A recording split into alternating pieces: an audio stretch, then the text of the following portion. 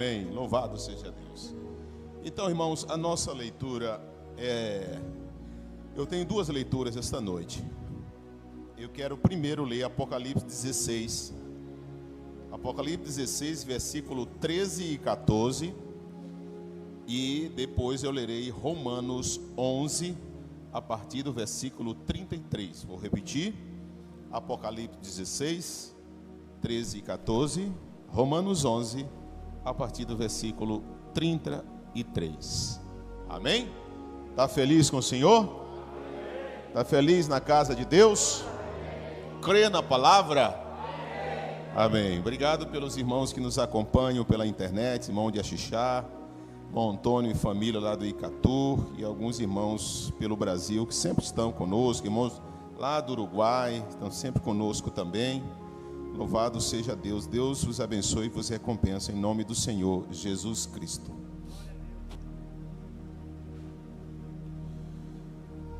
Amém? Apocalipse 16. E da boca do dragão, e da boca da besta, e da boca do falso profeta, vi saírem 3 espíritos imundos, semelhantes a rãs, porque são espíritos de demônios, que fazem prodígios, os quais vão ao encontro dos reis de todo o mundo, para os congregar para a batalha, naquele grande dia do Deus Todo-Poderoso. Amém. Romanos 11, do 33 em diante. Ó profundidade das riquezas, tanto da sabedoria como da ciência de Deus! Quão insondáveis são os teus juízos, e quão inescrutáveis os seus caminhos. Porque quem compreendeu o intento do Senhor? Ou quem foi seu conselheiro? Ou quem lhe deu primeiro a ele, para que ele seja recompensado? Porque dele, e por ele, e para ele são todas as coisas. Glória, pois, a ele eternamente. Amém. Pai, bendito seja o teu nome para sempre. Obrigado por esta noite em tua presença. Obrigado por todas as almas presentes esta noite. Estamos aqui para te adorar, para aprender de ti, esperando de ti, Senhor, que tu nos ilumine e abra a palavra para nós, que possamos sair daqui ricamente abençoados esta noite. Eu oro no nome do Senhor Jesus Cristo. Amém. Assentai-vos, irmãos. Louvado seja Deus. Olha, irmãos, hoje eu vou abordar um assunto que algumas vezes eu já abordei em pedaços. A princípio, nós vamos usar alguns termos difíceis, mas apenas preste bastante atenção, que no princípio vai parecer que é difícil, mas no final vai chegar a um ponto bem simples que eu creio que vocês vão entender perfeitamente. Amém? Mas que é necessário para a glória de Deus, mediante o tempo que nós estamos vivendo. Nós somos o objeto de disputa de duas forças, de dois reinos, de dois espíritos. A pomba e o corvo estavam sobre a arca. A pomba e o corvo, eles tipificam os dois espíritos. E eles foram soltados, ou foram soltos. A pomba foi e voltou. Só na terceira vez ela encontrou um pé de oliveira. O mundo estava coberto por águas. Ela encontrou um pé de oliveira, pegou um galinho e trouxe para Noé. O corvo, ele foi solto a primeira vez e já não voltou. Por que o corvo não voltou? Porque o corvo se alimenta de carniça. E certamente tinha muita carniça boiando sobre as águas. Então a primeira carniça que ele encontrou, lá ele ficou. Então tipificam dois espíritos. O Espírito de Deus, Mombrana chega a dizer que Jesus foi e enviou o seu Espírito. Mas o espírito de Judas também voltou. O Espírito que estava em Jesus era Deus, o Espírito Santo. E o Espírito que estava em Judas era o diabo. Estão juntos o tempo todo essas duas forças, disputando a nós. Se a nossa natureza é uma natureza, eu diria, predestinada, uma natureza divina, como eu disse, vamos devagarinho aqui, é basicamente um estudo, mas é muito importante para todos nós, amém? Então, irmãos, nós já pregamos aqui, São João capítulo 1 diz que no princípio era o verbo, e o verbo estava com Deus, e o verbo era Deus. E depois, no versículo 14, ele diz: e o verbo se fez carne e habitou entre nós. Ele disse: esse verbo era a luz do mundo, e o mundo foi feito por ele, e sem ele nada do que foi feito que se fez. Então nós já falamos alguns cultos atrás, que o Gênesis não estava escrito até que Moisés chegasse ao Sinai. E Deus ali elevou Moisés 40 dias e 40 noites sobre o monte. E ali Deus deu uma série de revelações para o profeta Moisés. E Moisés olhou para o passado. Assim como na ilha de Pátimos, Deus arrebatou João em espírito e deu uma visão futurista para João. E a Moisés ele deu uma visão retroativa. E ele mostrou até a criação do mundo. E Moisés disse: eu não vejo nada, apenas trevas sobre a face do abismo, não tem nada, está tudo escuro. E ele disse, mas de repente ele ouviu uma voz que disse: haja luz. A questão desta foto aqui, se você crê, se você não crê, não é o assunto da noite. Não é. É uma coisa que eu quero mostrar. Mas se você me perguntar se eu creio nisso aqui, eu creio. E vou mostrar na escritura por que eu creio nisto. Deixa a foto aí, só tire quando eu pedir, por favor. Então, aquela luz, o mensageiro chamou de Logos. O que é Logos? Talvez você não saiba nem o que é Logos. Logos é uma parte que contém todas as propriedades de um todo. Por exemplo, uma gota de água é um Logos da água. Ou seja, todas as propriedades que tem num rio inteiro tem em apenas uma gota. Aquilo é Logos.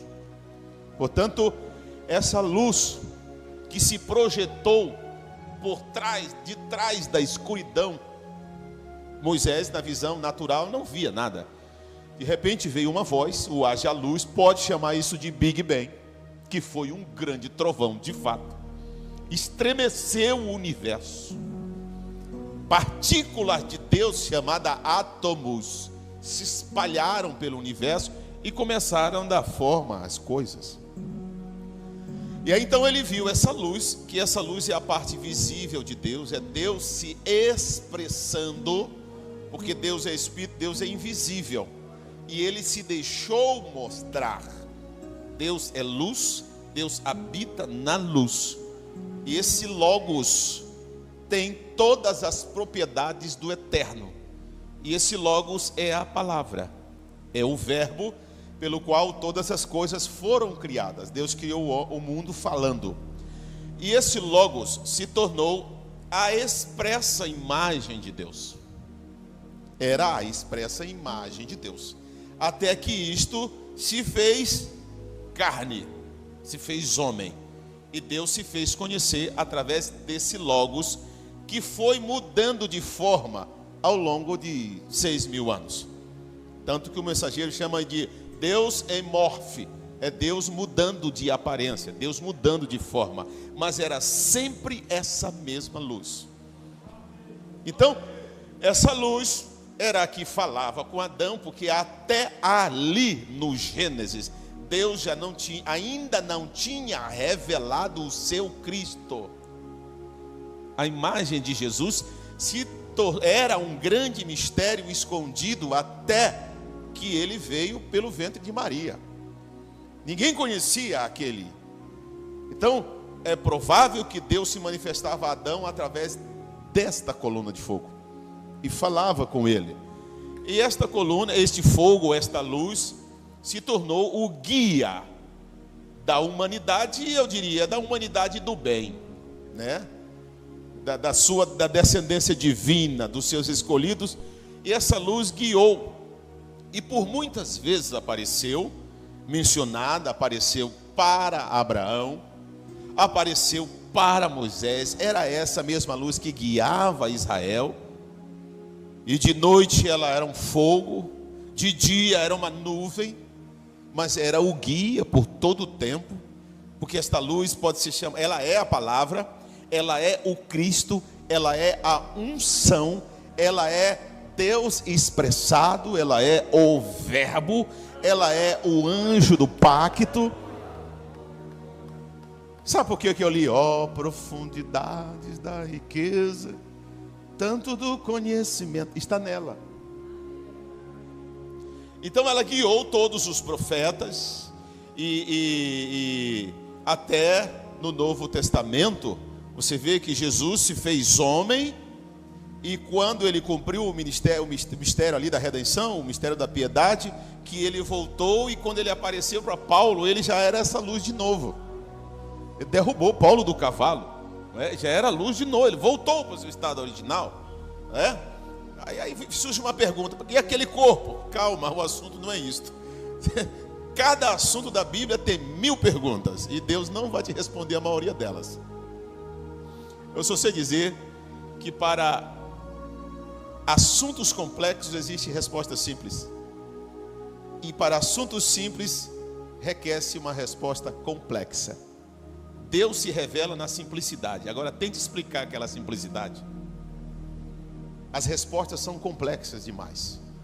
Então, essa luz guiou toda a trajetória de Israel durante todos os tempos. E como eu disse, até depois ainda apareceu para Paulo como esse abortivo, conforme Paulo disse, foi uma abordagem. E por último, esta luz foi fotografada exatamente desta forma que vocês estão vendo aí na tela. Bem no senso de hipotálamo, bem aqui no centro da inteligência, bem no subconsciente do homem. E essa luz sobre a cabeça, não só deste, mas todos os profetas andaram debaixo da influência desta unção. Todos os ministérios proféticos precisavam, dependiam de ser coroados. Por isso se chama vindicação, confirmação, influência, fonte de sabedoria e conhecimento. Todos os profetas não falaram nada de si, mas tudo que eles falaram, essa luz estava influenciando eles. Por isso que Deus nunca formou um profeta numa escola de teologia. Os sermões proféticos não eram desenvolvidos em escrivaninhas.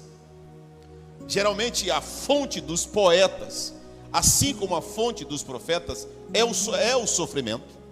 A fonte do poeta é o sofrimento. E a fonte dos profetas muitas vezes era sofrimento, lutas, angústias, guerras, deserto, solidão.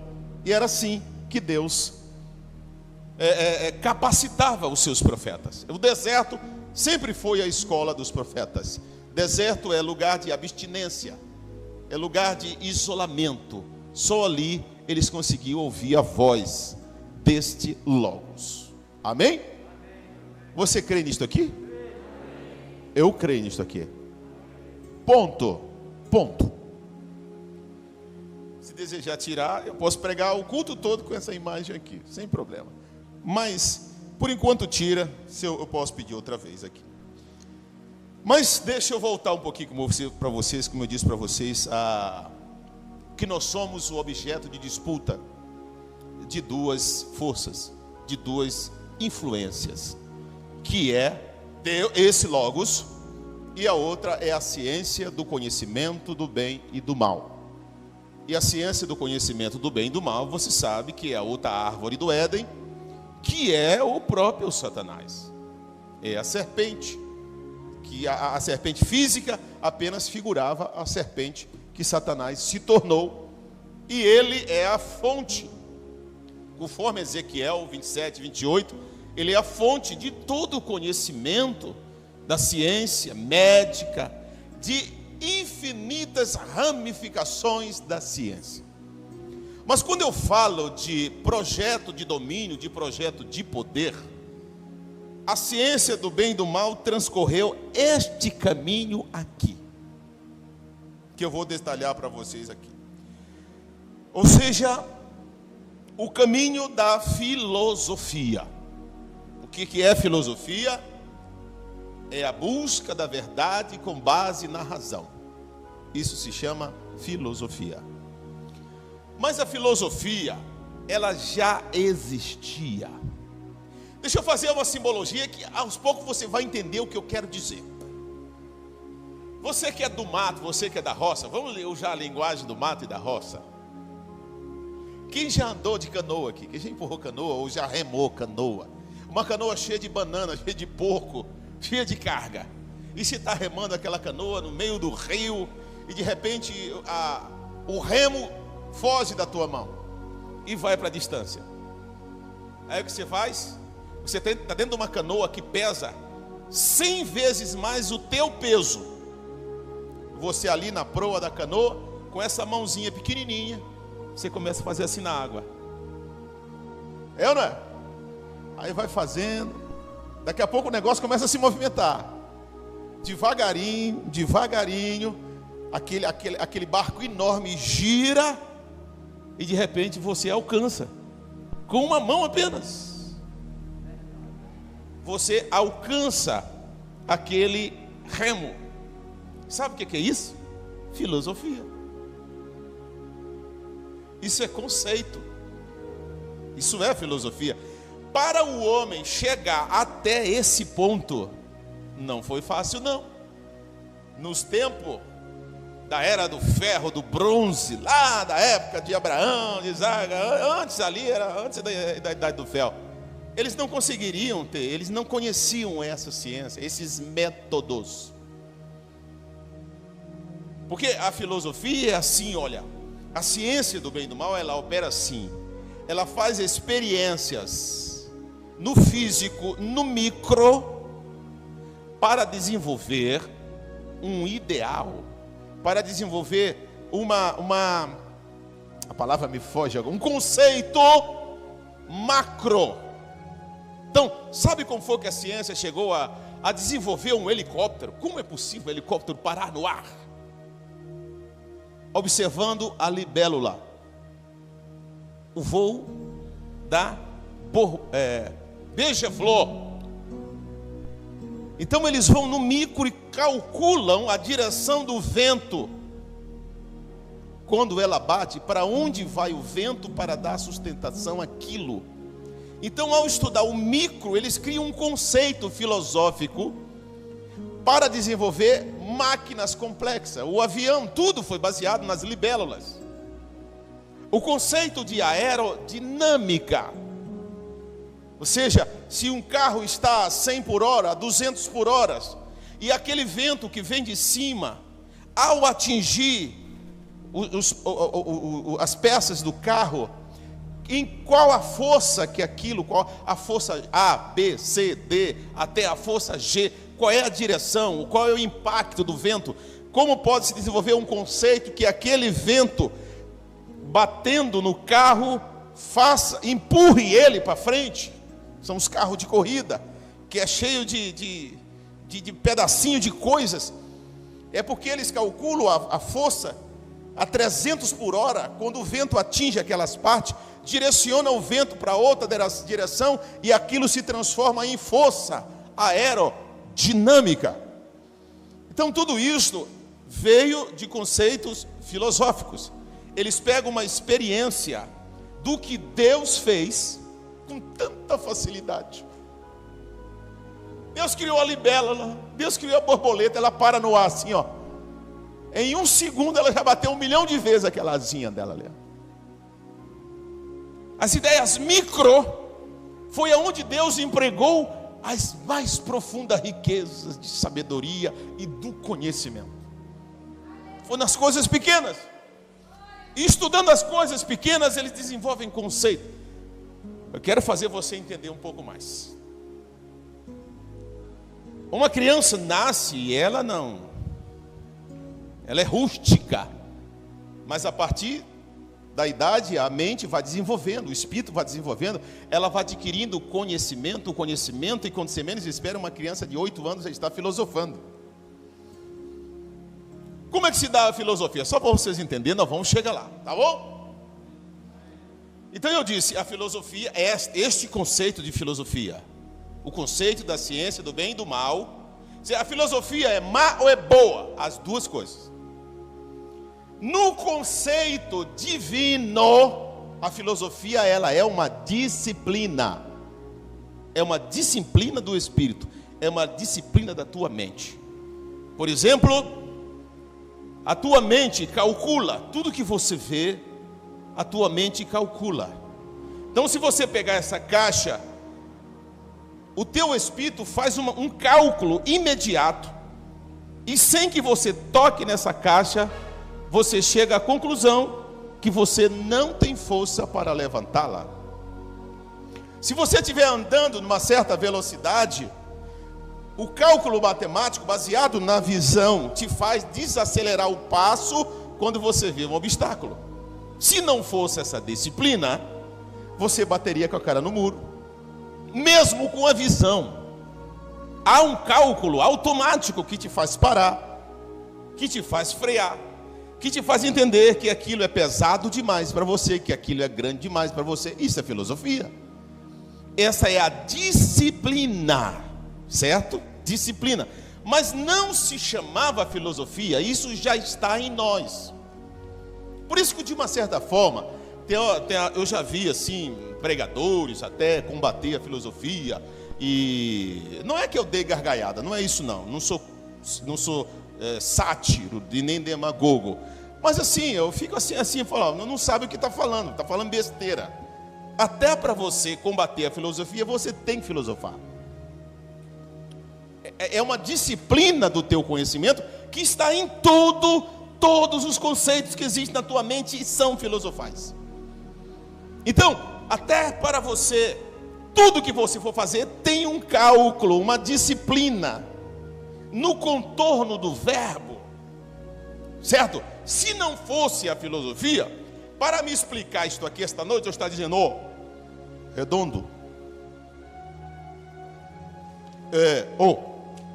eu acho retangular, 4, 2, eu, Luiz, homem, eu, pai, aí tinha que mostrar, eu seria um índio.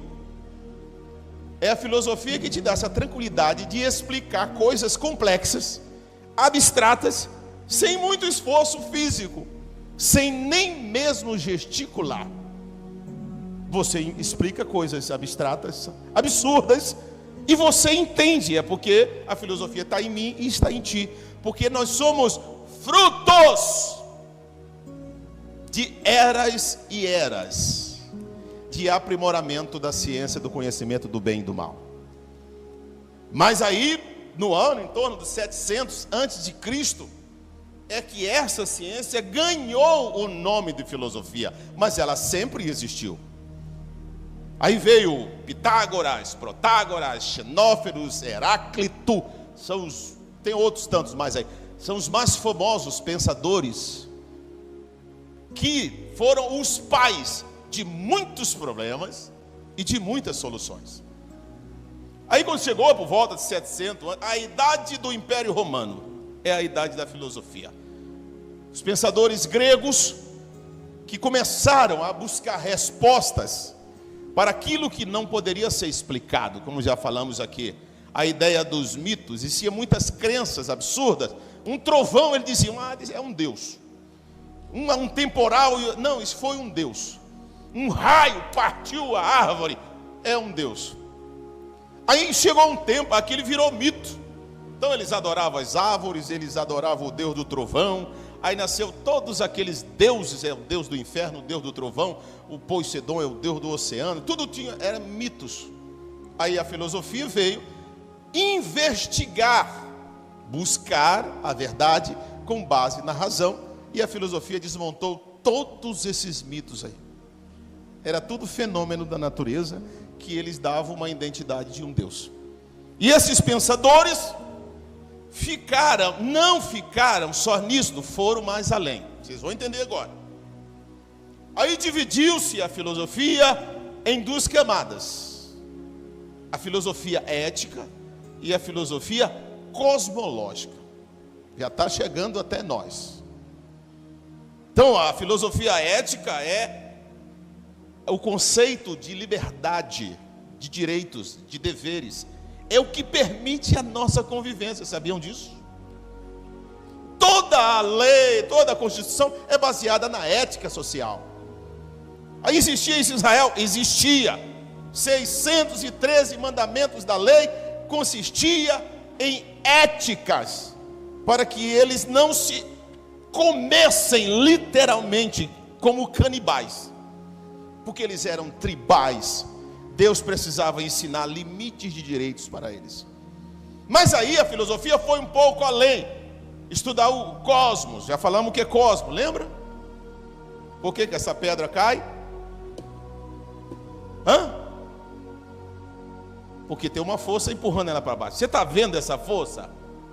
É uma ideia abstrata, é um conceito. É cosmos, certo? Então eles começaram a estudar o porquê que um barco não afunda, o porquê do raio, o porquê da chuva, a ideia de Deus. E aí o seguinte, esses estudos deram luz a outro grau da ciência. Aí quando você chega na ciência ética, deu luz a quase todas as constituições baseadas em Moisés. Quando eles partiram para a cosmologia, eles desmancharam as ideias dos mitos, mas deram luz à ciência quântica. Eu estou falando isso aqui, eu só estou citando o nome, parece complicado, mas já você vai entender. E a ciência quântica, ela tenta justamente provar aquilo que a Bíblia fala. Como é possível Elias subir numa carruagem de fogo? Aí tem uma explicação na ciência quântica. A ressurreição tem uma explicação. E a cientistas defendem até a probabilidade da ressurreição baseada na ciência. Certo? E aí então, irmãos, se dividiu assim, da filosofia. A filosofia deu luz ao relativismo. O relativismo deu luz ao racionalismo. O racionalismo deu luz ao iluminismo. E sabe o que era isto tudo aí? O ser humano buscando liberdade, porque se encontravam cativos na mão de superiores. Então quando chegava um conceito racional de liberdade, se chegasse na mão do líder, ele ficava mais poderoso. E quando esse conceito chegava na mão da plebe, do povo, acontecia uma revolução. Por trás de toda a revolução que aconteceu, tinha um iluminado, uma ideia revolucionária, que estavam tentando buscar a liberdade das monarquias, dos impérios. E aí o mundo foi se dividindo em sistemas de governo. Pastor, por que o senhor está falando tudo isso? Tudo isso tem a ver, nós somos resultado de tudo isso. Você pensa que um filósofo, um maluco, que está lá dentro de um laboratório, e você está vivendo a sua vidinha de vai para o trabalho, e volta, e vai na igreja, e volta, e isso, e tem um maluco lá, igual o Asta, com o cabelo arrepiado, desenvolvendo conceitos, aí você pensa, isso é só um doido. Quando você menos espera, aquele homem revolucionou e mudou a vida de toda uma sociedade. Um filósofo muda o comportamento de toda uma sociedade, e aí você fica xingando todo mundo sem saber que você é produto de uma mente diabólica. Você quer ver outro conceito? Isto a filosofia estudou muito tempo assim. Se você ligar um vídeo, pegar esse papel aqui e rasgar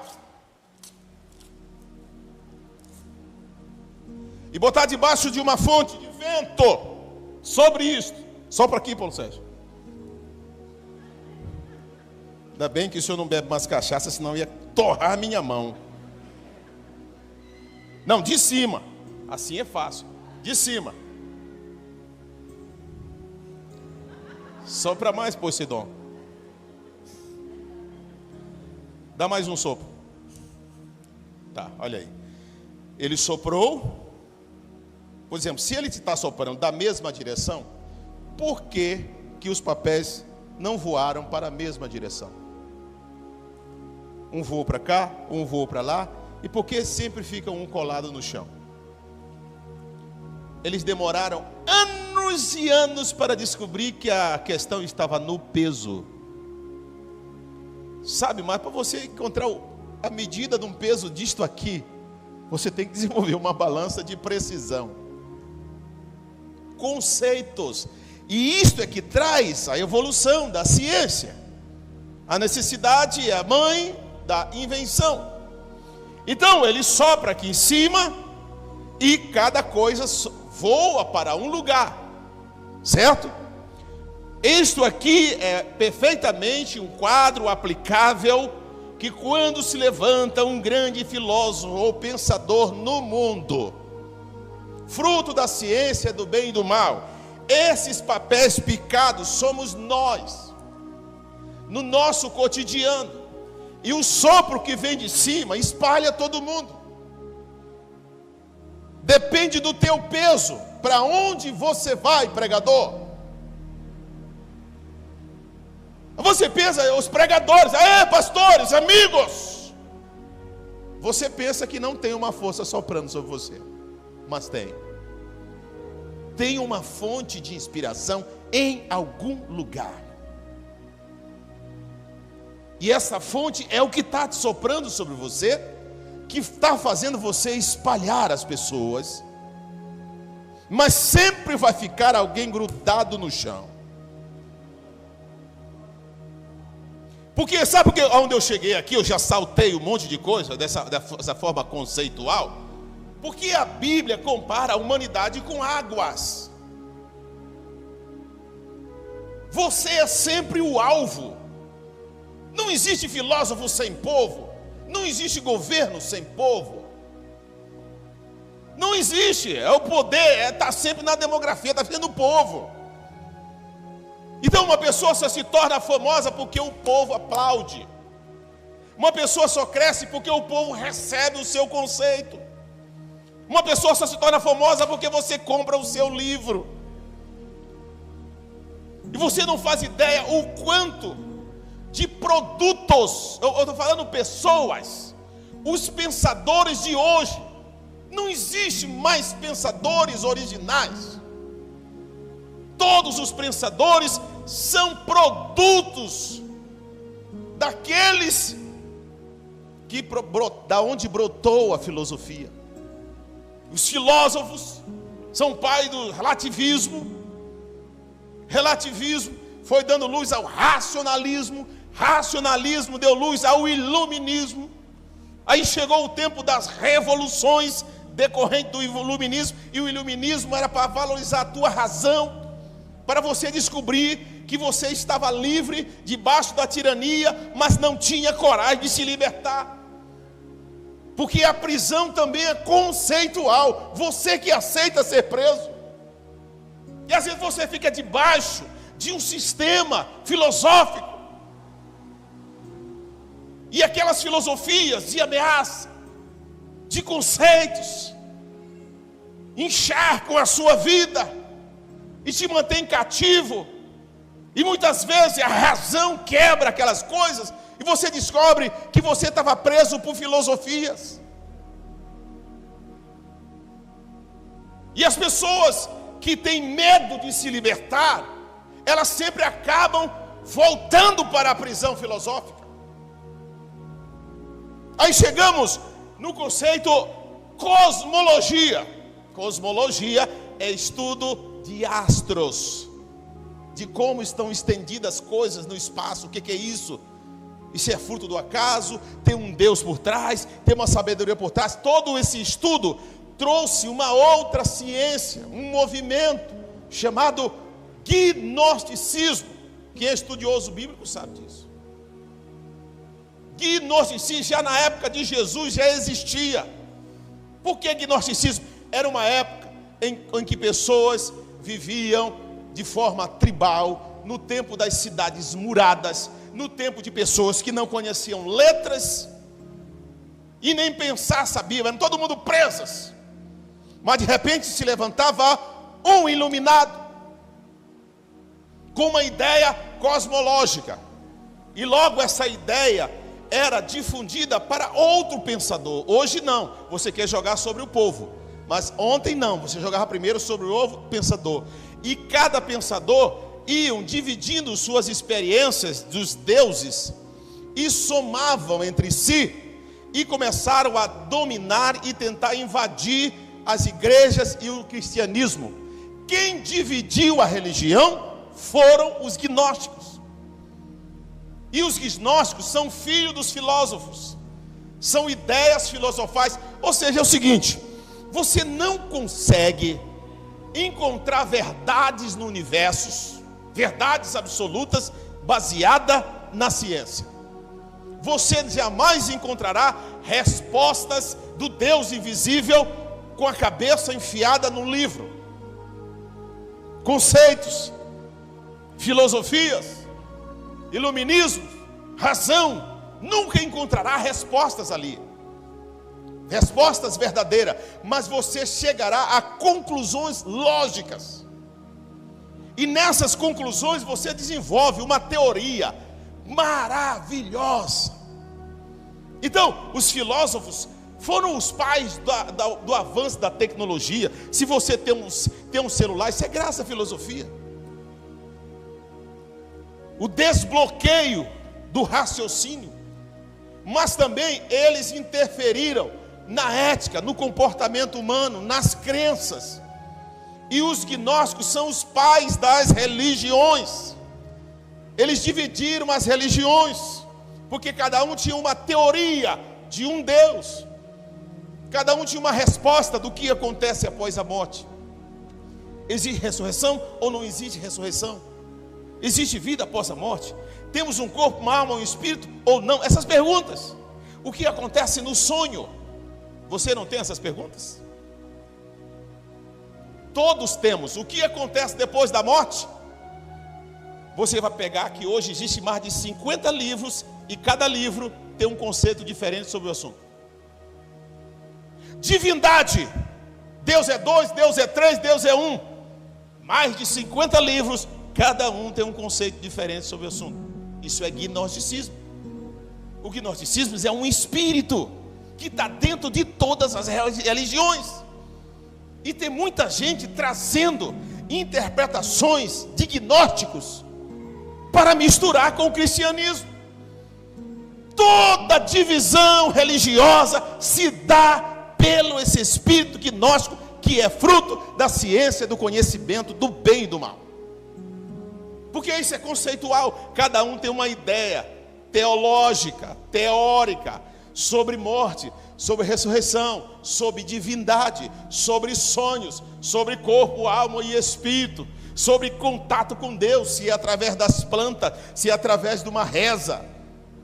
Isso influenciou o Talmud de Israel, influenciou a Cabala de Israel, estava dentro dos fariseus, estava dentro dos saduceus, com esta Bíblia na mão. Mas aí eu vou ter que chegar na chave do assunto.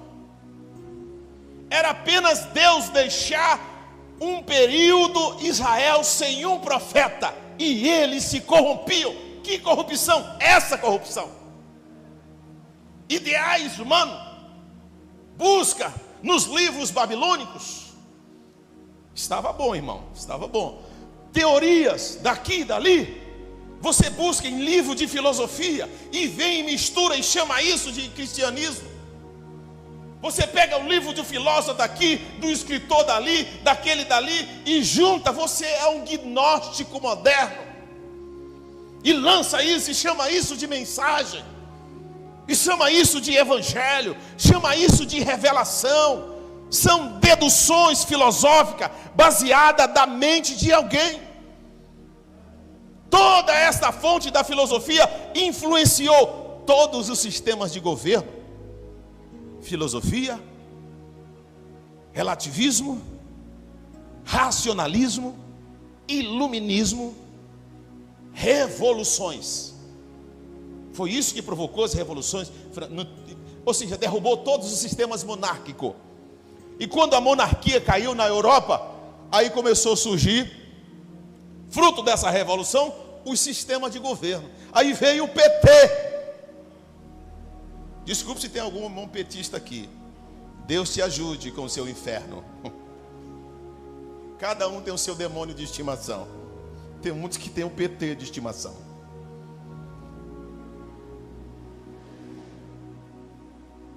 O comunismo surgiu do Partido dos Trabalhadores.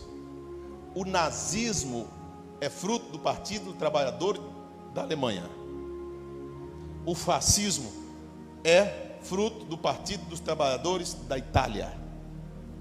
O comunismo surgiu primeiramente fruto da Revolução Francesa. O comunismo, aliás, o socialismo. E o socialismo deu luz ao comunismo.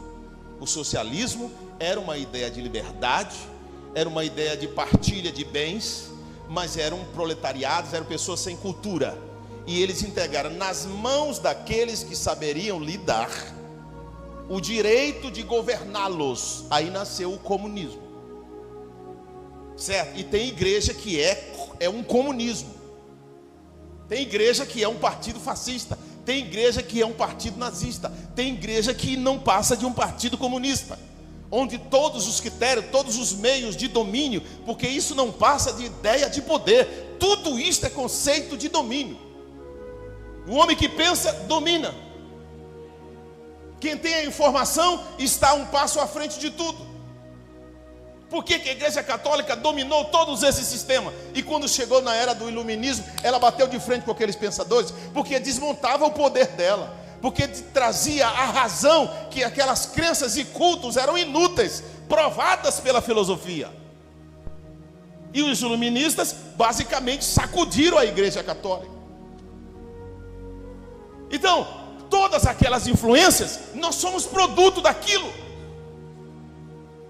Que você pensa que não tem nada a ver, aquilo tem tudo a ver com o seu dia a dia, com o seu cotidiano, com a maneira de você pensar, as suas decisões.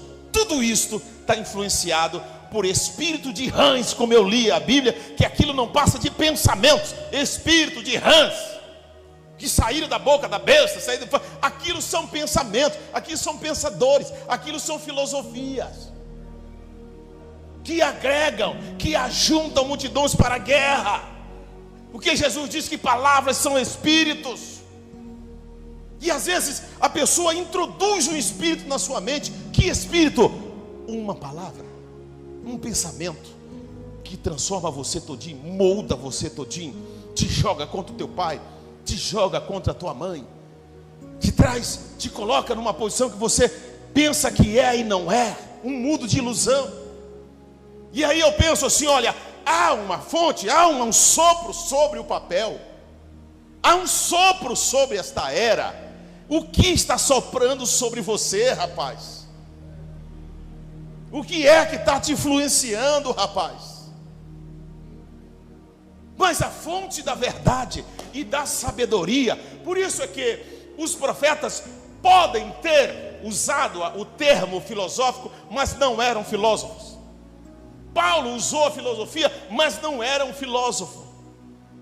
Porque que quando chegava um profeta, ele combatia tudo e todos, por causa do pensamento que estava influenciado por nações estrangeiras. Mas por que eu tenho que crer em um profeta? Porque a fonte de inspiração de um profeta sempre foi a coluna de fogo.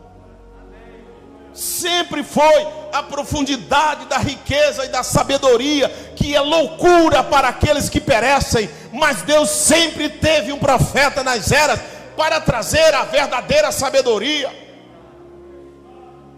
para que você não seja sacudido por ventos de doutrinas. E se tem uma era de pensadores, é esta era. Aí você fala assim, mas antigamente esses homens ficaram famosos porque a demografia era menor, gente. As grandes cidades tinham 300 pessoas, 400 mil, 2 mil pessoas. Uma cidade murada ali, uma cidade murada ali. A terra estava vazia de gente analfabeta. Surgia uma pessoa com uma ideia, ele logo se tornava líder, admirado e aglutinava pessoas. Mas hoje é tanto pensador. Você vê ter um nerd. Ora, qualquer nerd hoje aí, irmão, ele enrola a tua cabeça com a ciência que ele tem.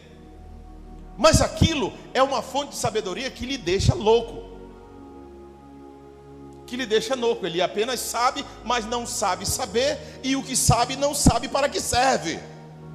E tem muito louco hoje que não sabe saber. Nunca deveriam ler aquelas porcarias. Não sabem saber e não sabem para que serve aquilo que eles conheceram. E eles viram nerd na internet, os faladores. Mas são destruídos, não conhecem conceito de família, conceito de pai, conceito cristão, conceito de servir a Deus. Nunca tiveram uma experiência, é uma sabedoria que enlouquece. Mas os profetas entravam no mundo com uma inspiração divina, fonte das riquezas, fonte da sabedoria, ó eterno, a coluna de fogo. Pode botar na tela de novo aí, o Logos, a inspiração, a vindicação. Agora sabe o que eu vejo hoje? Permita, é o que eu vejo hoje. A Bíblia diz assim, gente, que você não tem que ser mais do que apenas um dispenseiro da graça. Dispenseiro da graça é aquele que apenas entrega um recado. Um recado. Como quem diz assim, olha, eu trouxe a carta do rei, irmã Cátia, mas ela foi endereçada à senhora. O segredo está aqui, eu estou apenas lhe entregando. Se o rei está lhe cobrando, lhe corrigindo, lhe elogiando, isso é entre ele, eu não sou culpado não. Eu sou um dispenseiro, a mensagem não é minha. A mensagem não é minha, eu estou só entregando o que o mensageiro trouxe. Amém? Agora o que eu vejo hoje são os mal influenciados por livros de teologia, de filosofia, de gnósticos, de relativistas, de racionalistas, de iluministas, e começam a ler porcaria e ler dali. Aquilo é bom para a vida secular, mas dentro da igreja aquilo é um câncer, aquilo é morte, aquilo é veneno na panela. Agora, se você vai se formar em filosofia, em médico, você tem que, em ciências humanas, você tem que estudar filosofia. Aquilo vai te ajudar a ser um bom profissional, ser um bom calculista. Te ensina muita coisa, mas não misture vida secular, não misture projeto material com coisas divinas. Não misture não. Senão Jesus não teria chamado pescadores. Jesus tinha chamado ilustres, iluminados, filósofos, estudiosos. Ele chamou meia dúzia de pescador que nem, acho que nem ler sabia. Eu vos farei pescadores de homens. Olha, é um termo filosofal. É um termo filosofal. Eu vou te fazer pescador de homem, venha comigo. E eles largaram tudo sem saber de nada, seguindo um mestre que não introspectou neles cultura do mundo. Você não tem uma escritura de Jesus que ele está ensinando teorias cósmicas. Ele só diz assim: eu sou. Mostra-nos o Pai, eis aqui. Se te baterem no outro, dê o outro lado, hein? Um espírito imundo quando sai, Se você não preencher, ele volta, essa casa vazia. E ele ensinou sobre divórcio, sobre casamento. Ele estava combatendo ideias filosóficas. Ele estava combatendo conceitos todos. Ele disse: no reino de Deus não é assim. Eu não vim ser amado pelo mundo. Eu vim salvar aqueles que creem em mim. Abandone o seu conceito, abandone a sua teoria, abandone sua filosofia. Aí a pessoa tem, é como já dizia o Raul Seixas. Desculpe eu cantar uma cantiga, vocês vão se escandalizar com esse pastor. Eu prefiro ser essa metamorfose ambulante do que ter aquela velha opinião formada sobre tudo. Um poeta. Aí daqui a pouco ele diz assim: eu vou dizer tudo aquilo que eu já disse antes. Ele diz, parece que ele sabe o que ele está mostrando, que parece que ele sabe o que está dizendo, e em seguida ele mostra que ele não sabe o que ele está dizendo. Ele está dizendo aquilo. O filósofo, aquele que pensa que sabe, ele não sabe que não sabe. Ele pensa que sabe e está enganado. Desculpa, se for, tem pessoas, essas pessoas que pensam que são muito inteligentes, ilustres e faladoras, elas são frias e incapazes. Tudo que elas sabem fazer é discórdia, é desentendimento, é discussão, é briga, porque a opinião dela é maior, porque a luz dela é maior, porque ela tem uma opinião sobre tudo. Ela nunca teve filho, mas quer te ensinar filho, a criar filho. Isso é filosofia. Deus nunca ensinou conceitos teóricos em relação à família. Ele ensinou conceitos práticos. Quer aprender a criar um filho? Então tenha um filho. Não aprende a se criar filho na escola. A escola da família é a própria família. A escola do ofício é o próprio ofício. A escola da vida é a própria vida. Aí tem sempre uma solteirona que não consegue casar. Por que não consegue casar? Porque ela é insuportável. O rapaz quer falar de amor e ela quer falar de ciência. O rapaz quer falar de coração e ela quer falar de política. Eu não quero saber de política. Eu quero olhar para os teus olhos, meu amor. Não, você não acha que o Bolsonaro é desconceito? Não, porque o PT é o melhor partido. Desculpa, irmão, se você é um PT, Deus te ajude com seu demônio. Demônio vermelho de chifre.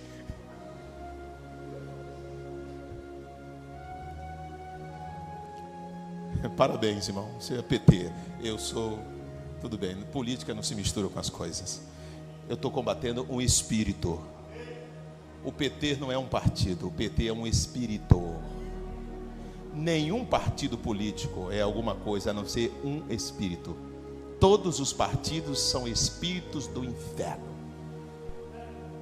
Todo projeto de qualquer partido é roubar.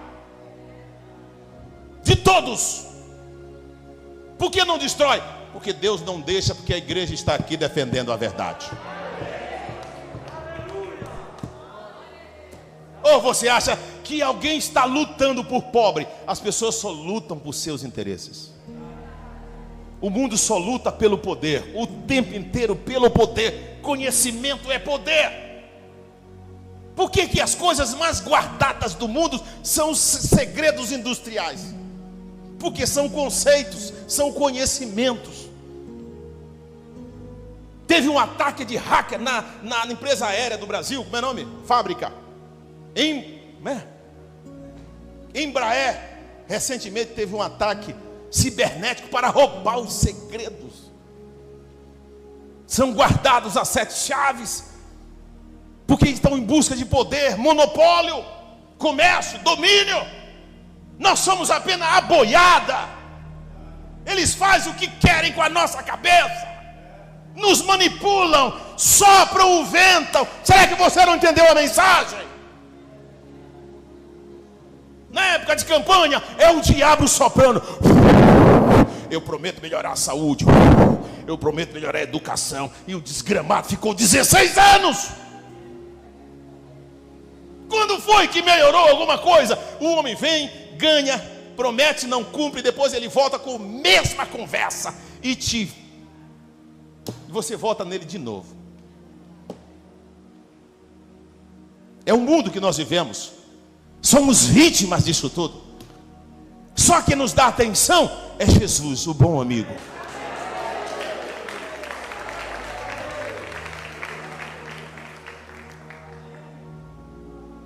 Aí Jesus estava aqui, feito um de nós, venceu, conquistou a morte, o inferno, foi elevado às alturas, se tornou mais sublime do que o céu. O seu nome é soberano. E ele disse para você assim: olha, quando você quiser falar comigo, é só me chamar baixinho que eu te escuto. Aí está um vereador que era teu amigo, um pé rapado que era teu amigo. Você ainda ajudou o camarada a se eleger. Ele virou vereador. Para você falar com ele tem uma escala de assessores, porque agora ele se tornou grande. Mas quero papo, que já vem me pedir coisa. E Jesus tem prazer que você peça coisa para ele. Não existe intermédio para falar com o Todo-Poderoso, mas com esses pé rapados.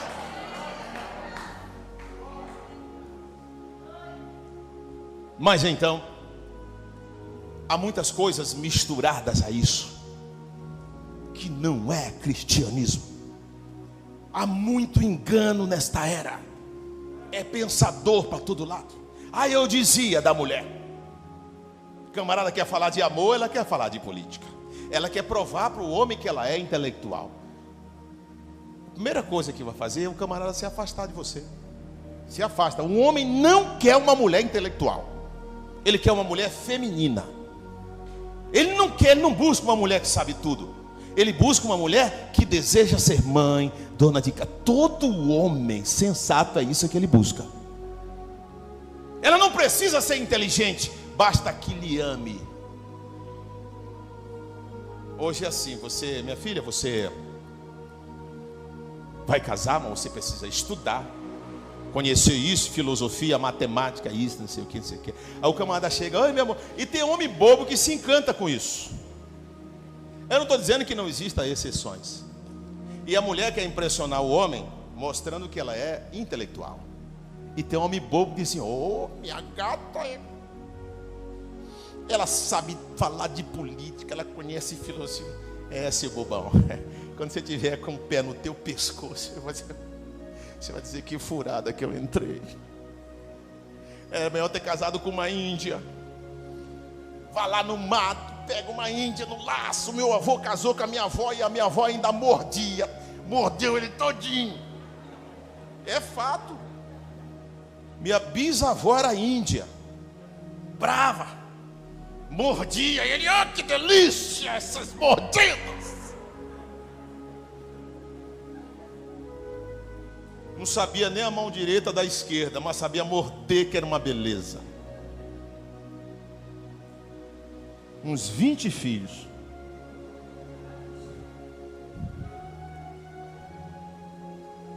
Aí vai casar com a intelectual. Intelectual, sabe tudo. Irmão, essas pessoas se transformam numa chata no dia a dia. É aquela que tem uma opinião sobre tudo, é um conceito sobre tudo, e pega no teu pé sobre tudo. Quando eu casei com a Sunamita não sabia nem que novela era, não sabia nem o que era a Rede Globo, que ela não foi criada assistindo televisão. E eu morava no Rio de Janeiro e já tinha tido 1000 propostas intelectuais, mas eu lembrava das minhas raízes. Eu sabia que eu era um homem simples. Tudo bem, quem quer se dar bem, tudo bem, gente, tem exceção. Não é doutrina. Aí quando eu encontrei a Sunamita, resumindo aqui, eu visitei ela. Cheguei lá, ela estava limpando o peixe. Não ficou com vergonha de mim, porque estava limpando o peixe, fazendo comida toda. Nunca ficou com vergonha de mim, porque estava varrendo casa, porque estava lavando louça, nunca ficou com vergonha. E no meu coração eu dizia: esta mulher é uma mulher de fato. Não tem fantasia, não. Mas tem, né, moça que quando chega, ela quer provar. Aí ela se arruma toda bonitana, e a mamãe vira uma escrava lá fazendo. Mamãe, quando o namorado chegar, eita, me quer. Sogra, quando o namorado chegar, deixa ele passar fome. Vamos ver se a moça faz. Se ela ficar só te falando de história, de filosofia, cai fora, irmão. Mas se quando você chega lá, ela for para a cozinha e fizer um ovo frito para você, olha aqui, meu amor, você fazer um ovo frito, é um bom sinal. Eu sei fazer bolo, eu sei lavar louça, não eu, estou dizendo, elas têm que saber. Mas pastor, é errado estudar? Não, estude, seja doutora, seja filósofa, seja o que for. Mas antes disso, você tem que ser mulher. Você tem que saber cozinhar, passar, lavar, tratar bem um homem, trocar fralda de criança, aguentar o bafo. Porque esta é a verdade raiz. O resto é fantasia. Esta é a sabedoria, esta é a inspiração dos profetas. Ah, meu amor, quando a gente casar, eu quero ter um emprego para a gente comprar um carro bem bonito, uma casa lá no Caial. Vamos derrubar o Sarney, comprar a casa dele, e projeto daqui, projeto dali. Não. O projeto de um casamento não é esse. Um projeto de um casamento é: eu quero te fazer feliz, sendo mulher, sendo feminina, cuidando de você. Eu quero cuidar da sua roupa. Não, mesmo que as coisas mudem, mas esse tem que ser o desejo original. E o homem diz a mesma coisa: olha, eu não sei se um dia eu teria uma casa na praia, isso tudo é fantasia, mas eu quero ter uma casa, não importa a casa, mas será a nossa casa, e eu só quero cuidar de você. Quando eu casei, eu disse para minha esposa, eu disse: eu quero te dar uma vida igual ou melhor a que você tinha na tua casa. Pior, não. Pergunta para ela.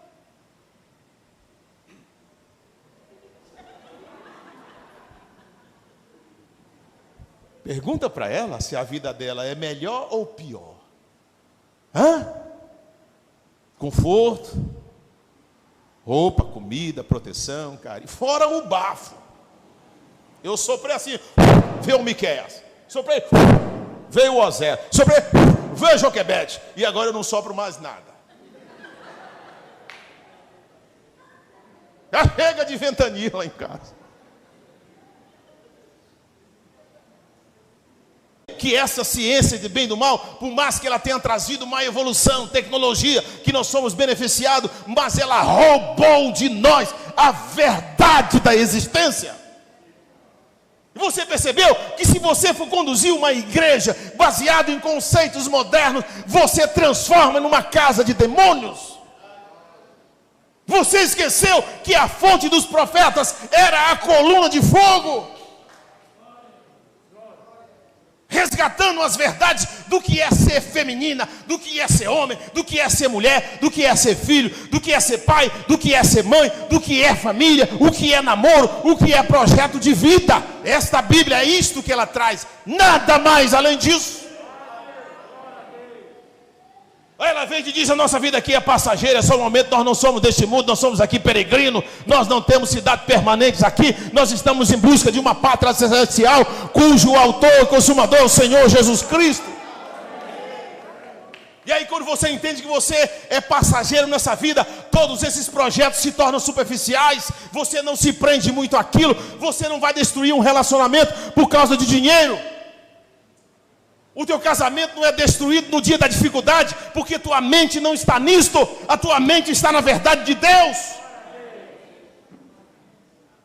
Mesmo na dificuldade você diz: minha querida, não se preocupe, que isso tudo é passageiro. Essas coisas dessa vida, o nosso projeto é outro, a nossa vida é outra. Jesus Cristo está voltando, nós não temos que ostentar nada. Você é filho de Deus, você sabe que você não é deste mundo.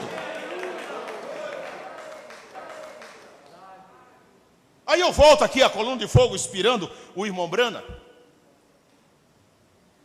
A coluna de fogo inspirando o irmão Brana. Quando você esperava, contemporâneo, irmão Brana estava até Ollie Osborne,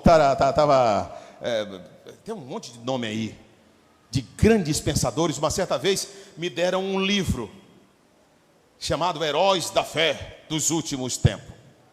Tinham páginas inteiras a Billy Graham, páginas inteiras a Oral Roberts, a Taylor Ordon, a Ellen White, a não sei quem. Lá no finalzinho, tinha 2 linhas do irmão Branham. 2 linhas. E o que dizia as linhas? Que ele foi um homem usado por Deus, que realizou muitos milagres, que teve muitas ressurreições e tal, mas que depois ele enlouqueceu. Sabe o que foi, em que ponto os teólogos classificaram William Branham um louco? Sabe quando foi que a religião classificou ele um louco? Foi quando a coluna de fogo veio sobre a cabeça dele e disse: ei, William Branham, pregue tudo que Paulo pregou. Aí você, peraí, mas nós estamos no século 21 e eu vou pregar o que Paulo pregou 12 mil anos atrás. O que Paulo pregou? Corte de cabelo. Alguém crê nisto? Mulher pregadora. Alguém crê nisto? Todo mundo tem uma filosofia para desmontar esta verdade. Submissão da mulher ao homem. Tudo isso. Aí o irmão Branham começou a pregar que a mulher não deveria ser. Pregou contra o divórcio, que a mulher não deveria cortar o cabelo, que não deveria pregar o evangelho. Ele se recusou a ordenar a mulher pastora, a expulsar ele da igreja batista, e tal, e tal, e tal. Olha a loucura do William Branham. Qual foi a loucura? Porque ele abandonou os conceitos filosóficos e teológicos modernos e começou a pregar a inspiração dos profetas de 2000 anos atrás. Tem que ser doido mesmo. Não, mas eu gosto disso, que eu sou um homem de apenas 17 aninhos, mais 17, por aí vai. Um homem de 49 anos. Mas eu prego desde os 27 anos. E eu tenho um comportamento conservador. Sou jovem, mas sou conservador. E tem muita gente que me chama de fanático por defender certos princípios. Machista por defender certos princípios. Sabe o que é isso?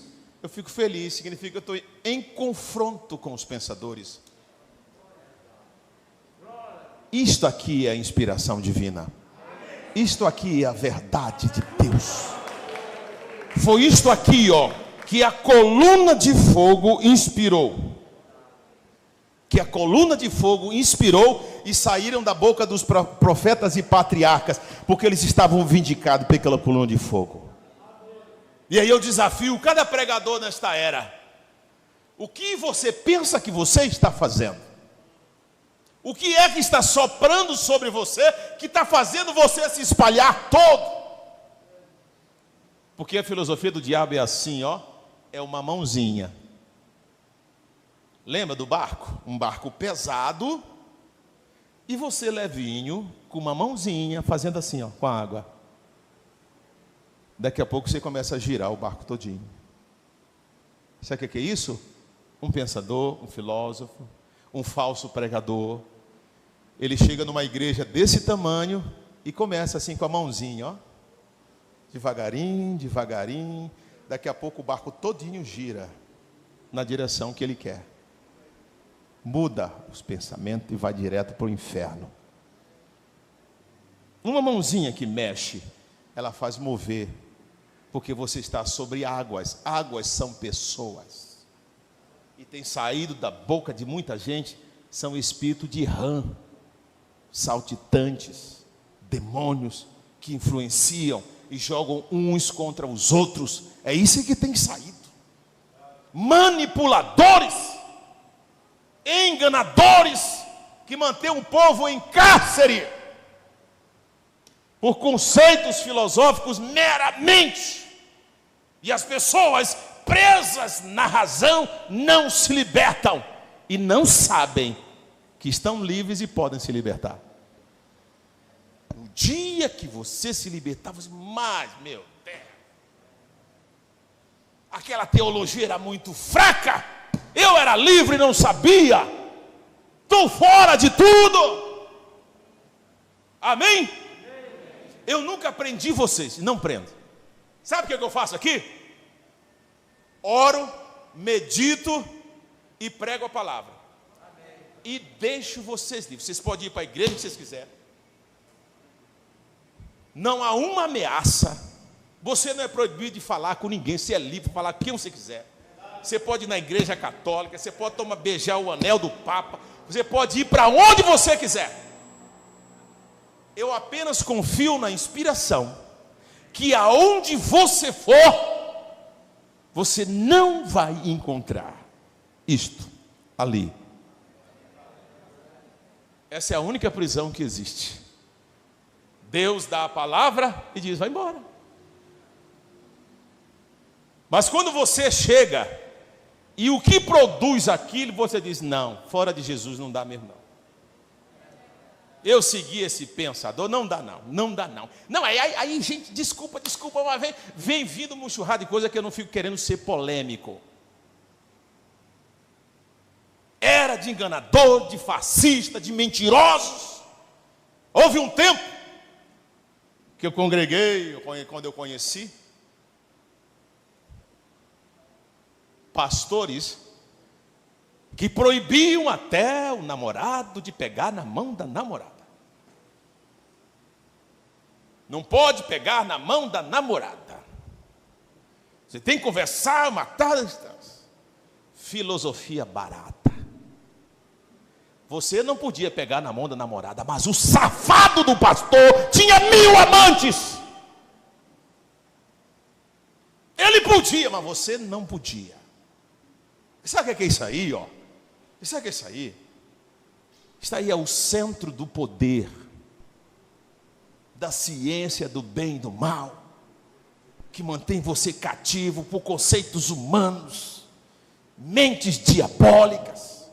Sistemas aprisionam você, e a verdade de Cristo apenas te liberta. Conhecereis a verdade, e esta verdade te libertará.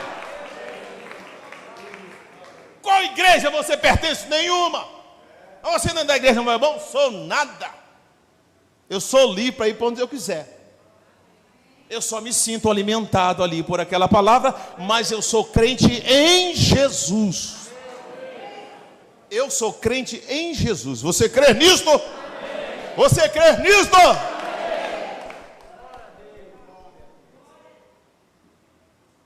O gnosticismo é uma fonte de discórdia.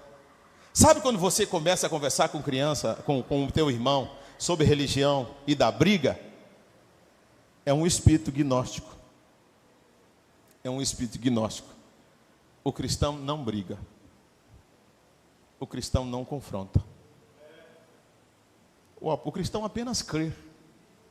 Jesus deu a morte, não precisou confrontar com aquilo, não. Siga o teu caminho, defenda as tuas convicções, mas não entre em discussões teológicas que só trazem a morte. Aí você fica fanático por um pensador, fanático por um, dá vida por um homem. Você está morto. Dê a vida por Jesus. Dê a vida por Jesus. Você crê em Jesus? Como é o seu nome aí?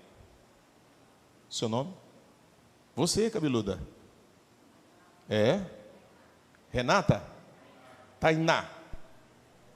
Estudou até que série? Hã? Fez só o ensino médio. Sonhou em ser professora? Filósofo? Doutora? Desistiu. Sabe cozinhar? Sabe passar? Sabe lavar? Sabe trocar fralda?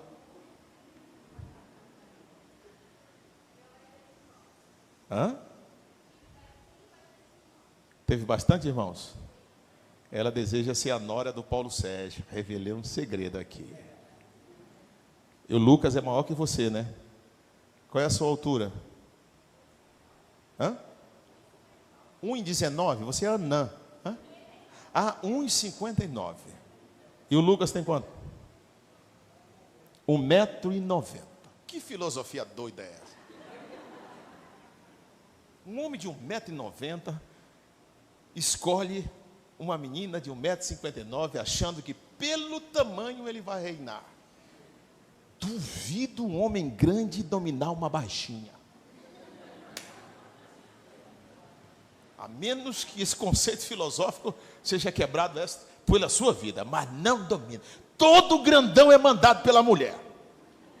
Toda baixinha é brava. Aquariana? Hã? Câncer. Ah, câncer gosta de cozinhar, câncer gosta de amar, câncer é chorona, câncer gosta de costurar. Não, são boas esposas, só são nervosas. Só que elas cedem rapidinho. Agora, quem casar com uma canceriana, pode te preparar, que você nunca vai ter poder para dar uma ordem dentro de tua casa. Ela vai te seguir, ela te acompanha, ela é amorosa, mas no domínio dela ninguém mete o bico.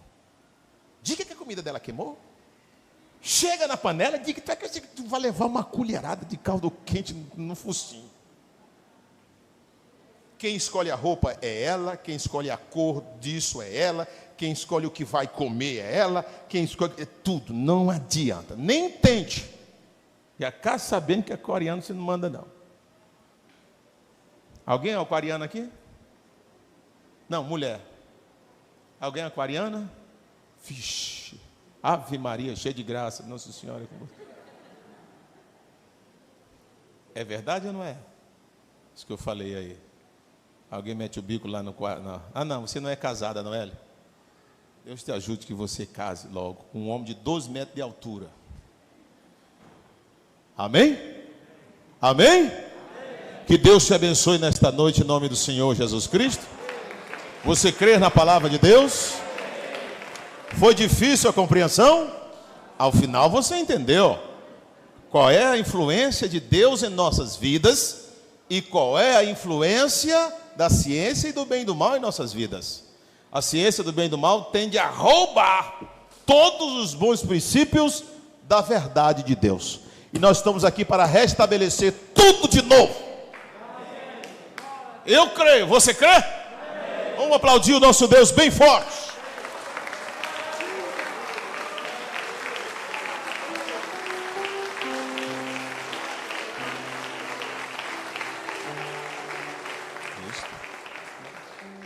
Amém? Você crê que foi ajudado esta noite? Você crê que esta palavra te ajudou? Guarde isso no seu coração. Jesus é a fonte de sabedoria e a fonte das riquezas. E Jesus, Deus, se esconde e se revela na simplicidade. E a sabedoria do mundo é loucura para Deus. E a sabedoria de Deus é loucura para aqueles que perecem. E aprove a Deus salvar o mundo pela filosofia. É assim não, né? Aprove a Deus salvar o mundo pela loucura da pregação. Loucura. Amém? Ó profundidade das riquezas.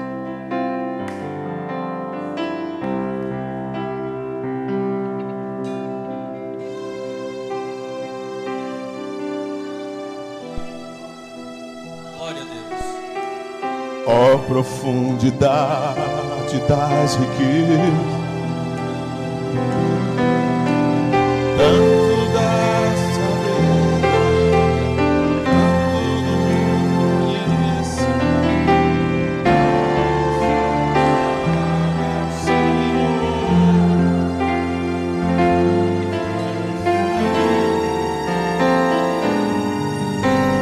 Quem conhece a mente deste Deus, não há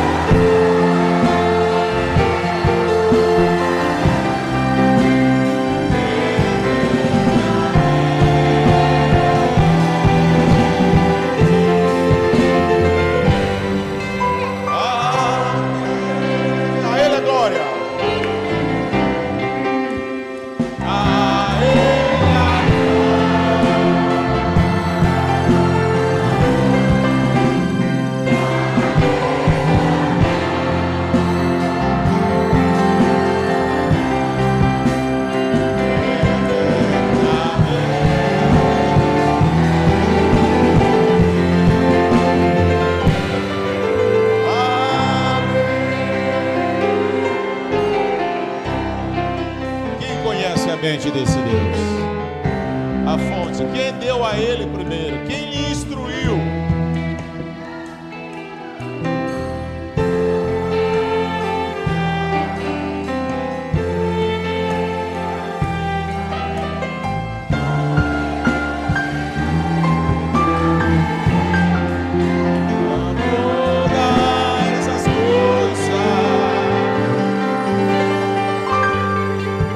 Forte.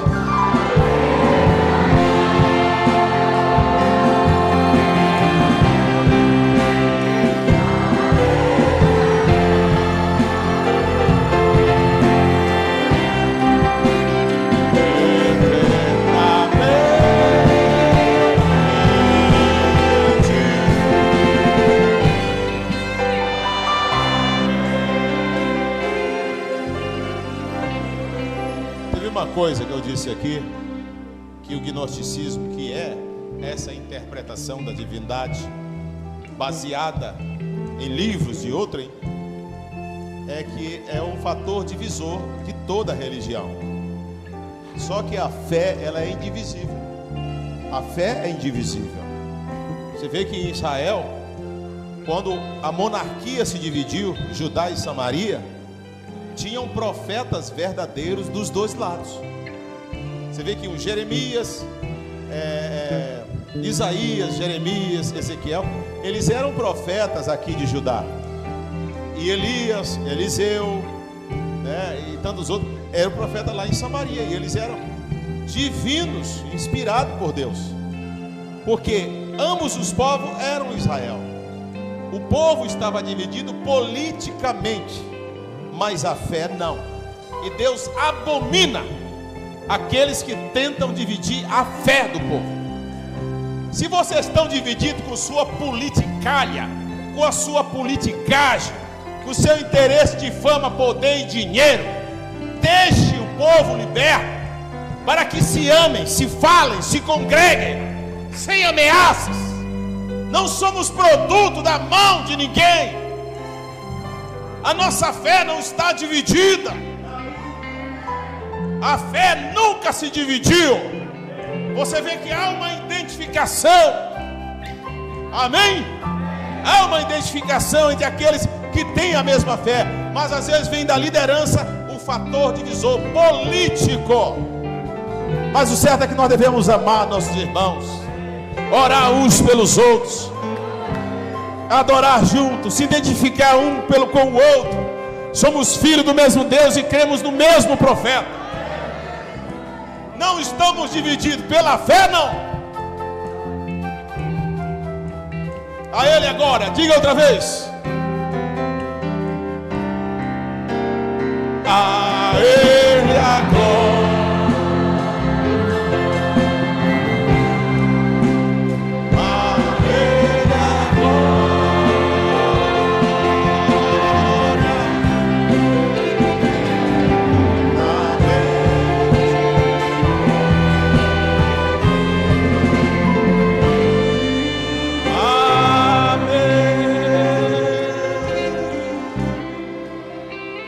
Amém? Diga aí, diga assim, irmão, meu amor por você não é conceitual, não. Diga aí, não é um conceito, não é uma ideologia, não. É um sentimento. Ah, Ricardo, aí é fácil, né? Aí é óbvio. Aí é óbvio. Meu amor por ti é sentimento. Amém? Disse aí? Ah, dizer para quem é bem próximo é fácil. Diga para aquela irmã que está de cara feia contigo, vai lá. Para ela. Diga aí, irmão. Dizer irmão de cara feia, só tem gente feia aqui. Vai lá, quem tem a cara bem feia, e diga assim, irmão, meu amor por ti, eu te amo, não é filosofia não é uma ideia, é um sentimento. Diga aí, eu não sei nem por que eu te amo. É verdade? Diga, eu não sei nem por que te amo. O amor é casual, o amor é surpreendente, né?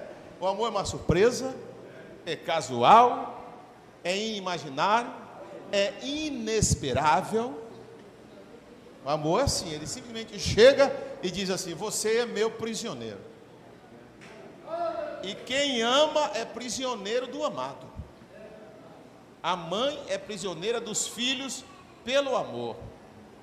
O filho apronta. Outro dia teve um tiroteio no Rio de Janeiro e tinha um matador lá, um bandidão. E a mãe foi lá chorando e disse: ele era um menino tão bom. Para a mãe, o amor de mãe não importa. O amor de mãe é o que mais se assemelha ao amor de Deus. Você ama o Senhor Jesus Cristo? Amém. Você ama a sua mãe? Amém. Diga aí, mamãe, eu te amo. Diga. Diga para sua mãe, gente. Mamãe, te amo. Mamãe ali. Sua mãe está aí, Mateus? Minha mãe. Diga: mamãe, eu te amo. Me deu a luz, me deu a vida, me carregou no ventre, no colo. Não é verdade? Louvado seja Deus. Deus está aqui. Amém? Então vamos solar lentamente, quer dizer, baixinho, a ira, a glória, e vamos entregar a nossa adoração, entregar este culto, tudo que foi feito aqui esta noite, cada adoração, cada glória a Deus, cada amém, cada louvor. Entregue para Deus, feche os olhos, entregue para Ele e agradeça a Ele. O fim dos tempos se aproxima, e Satanás, com tudo isso que foi relatado, com todo o aperfeiçoamento da ciência e do bem e do mal, não conseguiu apagar a ciência rústica que conduz à fé cristã. Não apagou e não vai apagar os nossos valores de família, de pessoa, de ser humano, de ser cristão. Vamos todos ficar de pé, por favor. Quem puder ficar de pé, todos de pé, e entregue essa oração a Deus. Fale com Deus. Faça só você aí pessoalmente, faça a sua oração. Agradeça a Deus pela unção que cobriu os profetas. Agradeça pela instrução divina. Agradeça por essa loucura da pregação. Agradeça a Deus pelos mártires, pelos reformadores, pelos homens de Deus, dos quais a terra não era digna, o mundo não era digno.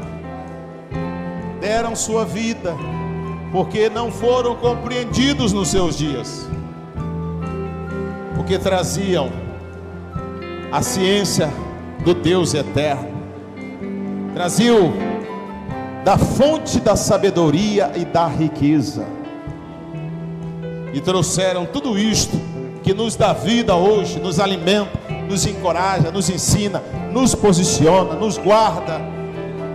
Há poder nesse nome, há poder nesta verdade, há poder na palavra de Deus.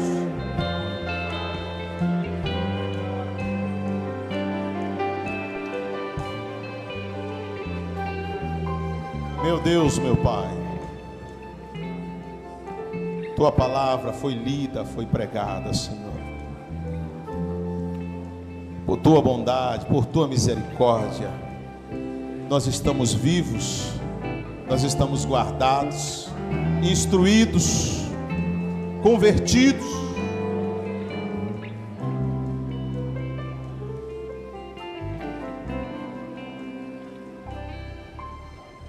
E as nossas vidas, Senhor, estão colocadas em Suas mãos. Aos irmãos que estão pela internet,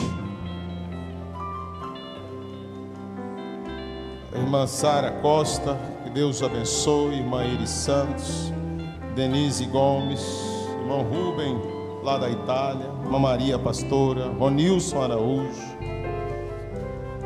irmã Flávia de Campina Grande. Que Deus os abençoe, irmãos.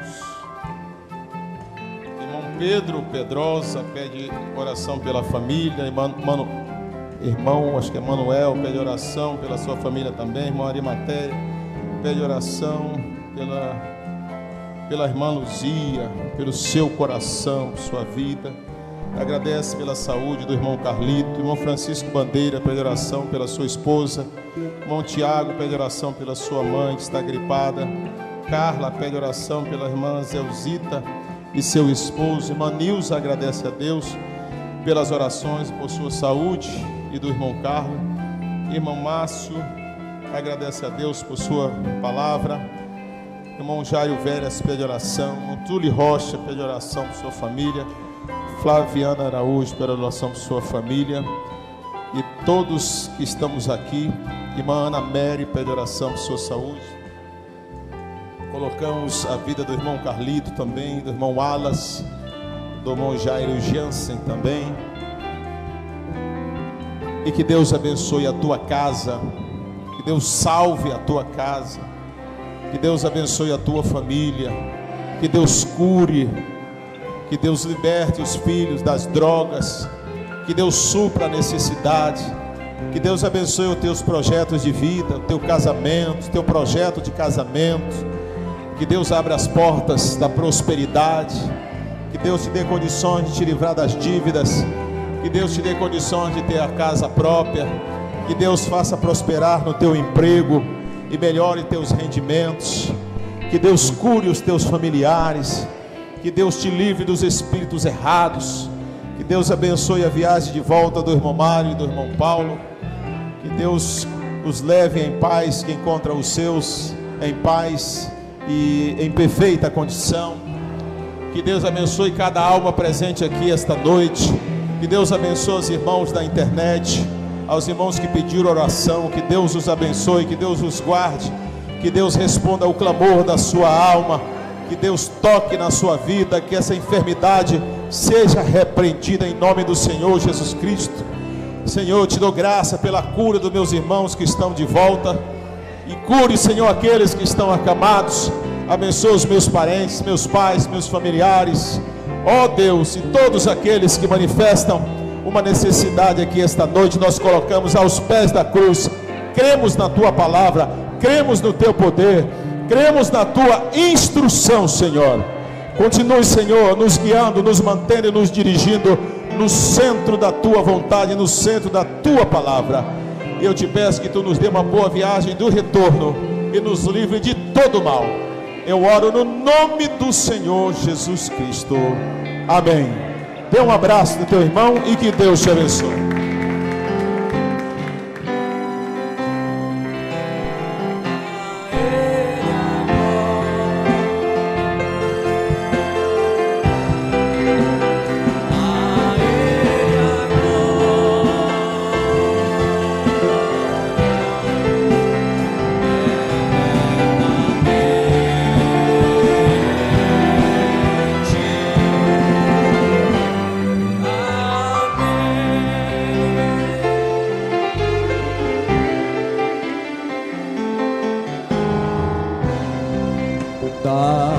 Das riquezas,